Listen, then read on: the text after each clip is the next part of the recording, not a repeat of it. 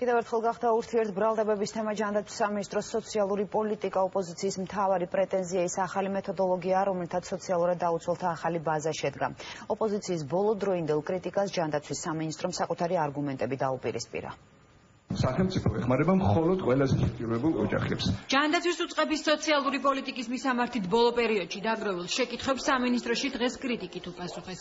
მიზანმიმართულ კამპანიაში პოლიტიკური ოპონენტები ჯანდაცვის მინისტრის მოადგილემ დაადანაშაულა. სასაზღვრო მაზის განმარტებით უწყება სოციალურ შემწეობას მხოლოდ ყველაზე ღარიბ ფენაზე გასცემს. მათ შორის 20 აგვისტოდან იმ მარტოხელა პენსიონერებზე, რომლებსაც შეფასების ახალი მეთოდოლოგიის გამო დახმარება რამდენიმე თვეა შეწყვეტილი აქვთ.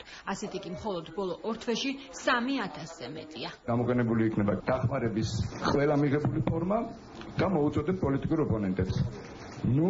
შეესწებიან იმას, რომ ადამიანების ბედის მანიპულირებით გარკვეული ქულები ჩაიწერონ. იღებს თუ არა სახელმწიფოსგან შემწეობას ყველაზე გაჭირვებული ფენა, ამ საკითხზე ერთიან ნაციონალურ მოძრაობაში რამდენიმე თვეა მონიტორინგი მიმდინარეობს. ზურაბ ჯიაბერაშვილის ინფორმაციით, მხოლოდ მიმდინარე წელს სოციალური შემწეობა 9000-ით ნაკლებმა ბავშვმა მიიღო. ბოლო 2 წლის განმავლობაში კი შემწეობის გარეშე 27000 დარჩა.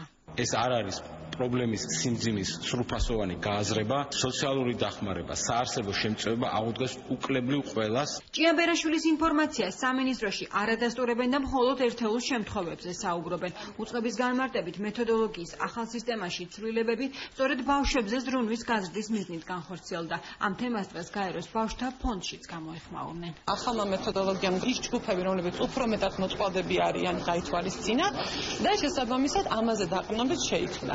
ჯანდაცვის ყოფილი მინისტრი დღეს მხოლოდ უწყების ბრალდებების ადრესატი არ გამხდარა, თუმცა ნაციონალური მოძრაობის მიერ გავრცელებული ინფორმაცია, რომლის მიხედვითაც საყოველთაო ჯანდაცვის პროგრამისთვის განკუთვნილი თანხა წლის ბოლოს საკმარისი აღარ იქნება, ჯანდაცვის კომიტეტის თავმჯდომარემ არც უარყო და არც დაადასტურა. დიმიტრი ხუნდაძე საყოველთაო ჯანდაცვის პროგრამაზე თანხის დამატებას არ გამორიცხავს.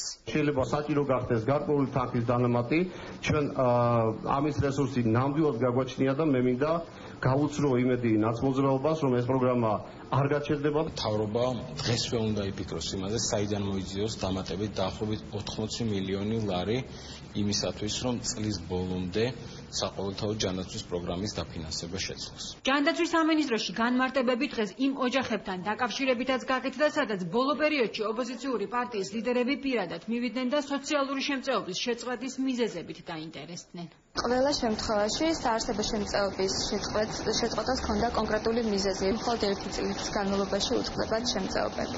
ფაქტია, რომ 128,000 ადამიანს შეუწყდა დახმარება. ეს არის ტენდენცია, როგორც ჩანს, სეკვესტრში მოყვნენ სოციალურად დაუცველები. ბენეფიციარების რაოდენობის შემცირების შედეგად ამ ტენდენციას უწყებაში არ ადასტურებენ. სამინისტროს ინფორმაციით, სოციალური დახმარების ბიუჯეტი 130, საარსებო შემწეობაზე გაცემული თანხის რაოდენობა კი 100%-ით არის გაზრდილი.